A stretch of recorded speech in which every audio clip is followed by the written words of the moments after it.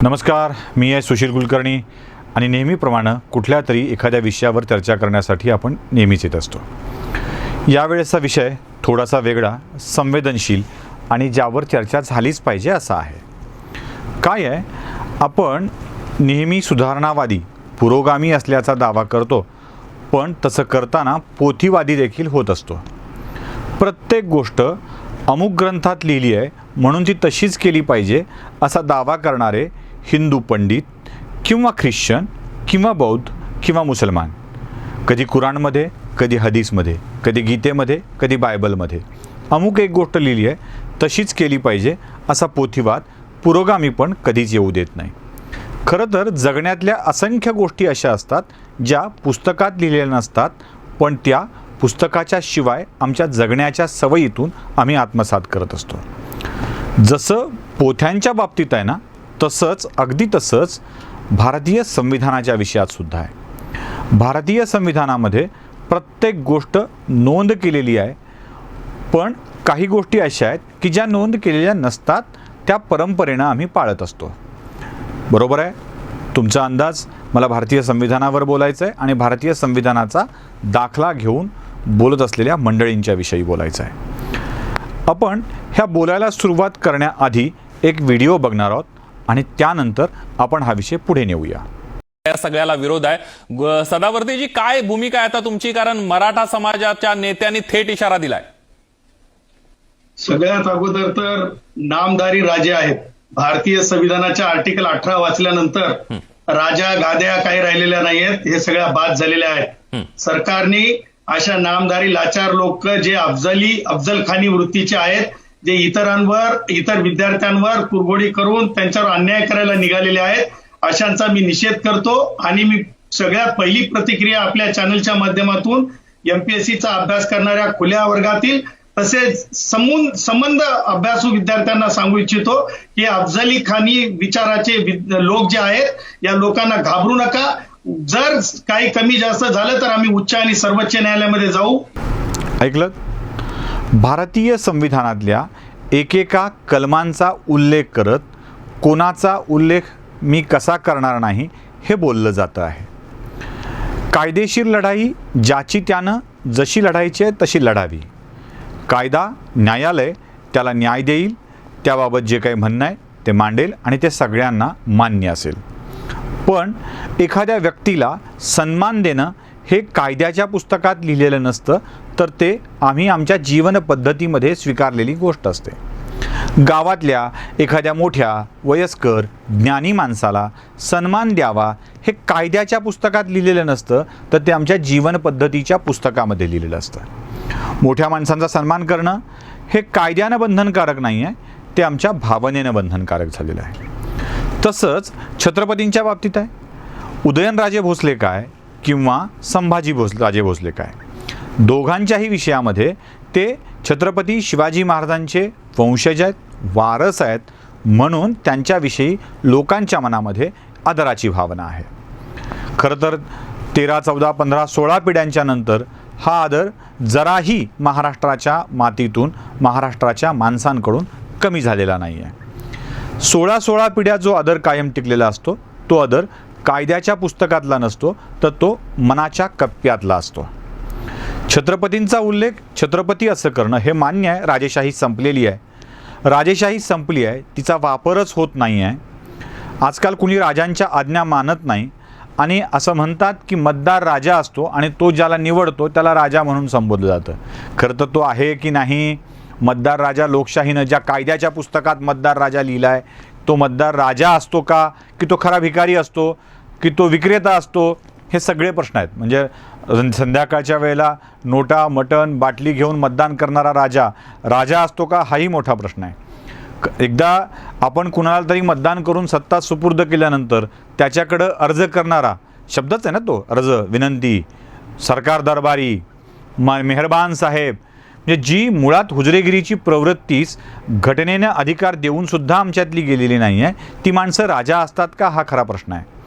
पण राजेशाही नसताना, राजाची कुठलीही सत्ता चालत नसताना, राजाचे स्वतःचे नियम चालत नसताना, राजाचं चलन चालत नसताना, त्याला राजा केवळ संबोधणं हा संविधानाचा अपमान होईल तरी कसा? ती मनातली भावना म्हणून लोक व्यक्त करतात. आजकाल तर शेंबड्या पोराचे देखील गल्लीत पोस्टर लागतात आणि त्यावर लिहिलेलं असतं राजासारखं मन आणि मनासारखा राजा. पोस्टरवर लिहिलं म्हणून तो राजा होत नाही किंवा लोक त्याला समजत नाहीत.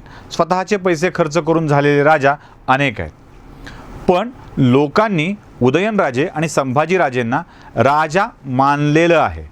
अर्थात त्या राजाची सत्ता चालत नाही, अर्थात त्या राजाचा कायदा चालत नाही, हे देखील तेवढंच सूर्यप्रकाशा इतकं स्पष्ट आहे. त्यामुळं त्यांना छत्रपती म्हणण्याविषयी, त्यांना राजा म्हणण्याविषयी आक्षेप घेत उगीचच भावना भडकवण्याचं काहीच कारण नाही आहे. यानं होईल काय तर मूळ विषय ज्यावर कायदेशीर खल चालू आहे, ज्याची न्यायालयात चर्चा चालू आहे, त्या विषयाला बाजूला ठेवलं जाईल आणि विनाकारण सामाजिक तेढ, जातीय तेढ या समाजामध्ये पसरेल.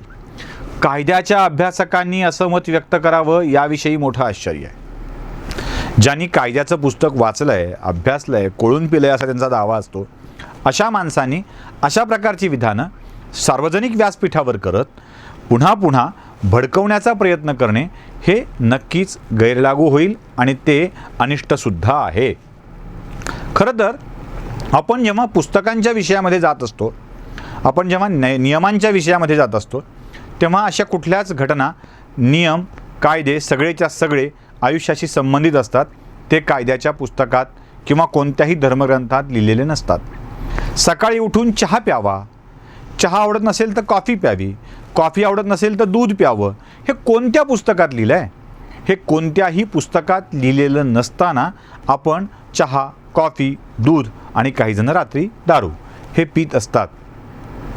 हे लिहिलेलं नसताना सुद्धा आपण जी कृती करत असतो, ती कृती सगळीच धर्मग्रंथात अथवा कायद्याच्या पुस्तकात लिहिलेली नसते.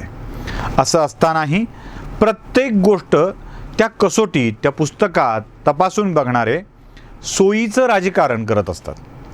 म्हणजे आपल्या सोयीचं जेवढं आहे तेवढं लिहिलं आहे सांगायचं, किंवा आपल्या सोयीचं आहे तेवढंच लिहिलं नाही असं सांगायचं. त्यावर बंधन घालायचं किंवा ते केलंच पाहिजे असंही बंधन घालायचं. अशा स्वरूपाच्या कोणत्याही कृती या स्वार्थानं प्रेरित असतात आणि हा स्वार्थ आपल्याला विनाशाकडं, भांडणाकडं घेऊन जाऊ शकतो. ते कसं? आता या वकील महोदयांनी जी काही विधानं केलेली आहेत, ती विधानं समाजातल्या एका मोठ्या घटकाला आवडतील, एका मोठ्या घटकाला आवडणार नाहीत. ज्यांना आवडलं नाही ती माणसं साहजिकच आपल्या भावना व्यक्त करतील आणि ते व्यक्त करणं कदाचित हिंसक स्वरूपाचं असू शकेल. किंबहुना अशा भावनांना, अशा विचारांना प्रत्युत्तर देताना तेवढ्याच ताकदीच्या, तेवढ्याच जहरी विचारसुद्धा व्यक्त होऊ शकतात आणि यातून पर्यावसन भांडणात किंवा वादामध्ये होणार आहे. अर्थात हे वाद आता देशाला परवडणारे नाही आहेत. खरं तर कोणतेच वाद आता देशाला परवडणारे यासाठी नाहीत की या कोरोनाच्या महामारीमध्ये आपण एका आर्थिक संकटातून जातोय, आपण एका आजाराच्या संकटातून जातोय. अशा स्थितीमध्ये समन्वयानं खरं तर काही करण्याची आवश्यकता असताना उदयनराजे किंवा संभाजीराजे यांच्याविषयी अशा स्वरूपाच्या भावना व्यक्त करत वाद वाढवण्याचा हा हेतू कायद्यानं आरक्षणाचा प्रश्न सोडवण्याचा नाही आहे, तर तो सरळ सरळ हा वाढवण्याचा, किचकट करण्याचा आहे. कोणी काहीही म्हणो, या देशातील जुन्या राजांना, राज्यकर्त्यांना, खास करून छत्रपती शिवाजी महाराजांना रयतेचा राजा म्हणून सन्मान मिळालेला आहे आणि म्हणूनच तोच सन्मान या देशातल्या त्यांच्या वंशजांना, वारसांना, मग ती 16वी पिढी का असेना, त्यांना आपसूक मिळतो आहे. आणि ते देखील समाजात तेढ पसरवण्याची भाषा अजून तरी करत नाही आहेत. त्यामुळं त्यांचं राजेपण काल पण होतं, म्हणजे अगदी त्याच बॅनरच्या भाषेत सांगायचं झालं तर त्यांचं राजेपण काल पण होतं, आज पण होतं, कदाचित उद्या पण असेल. हे राजेपण अबाधित राहावं, कारण यात कोणतंही कायदेशीर बंधन नाही आहे, तर हे भावनिक बंधन आहे.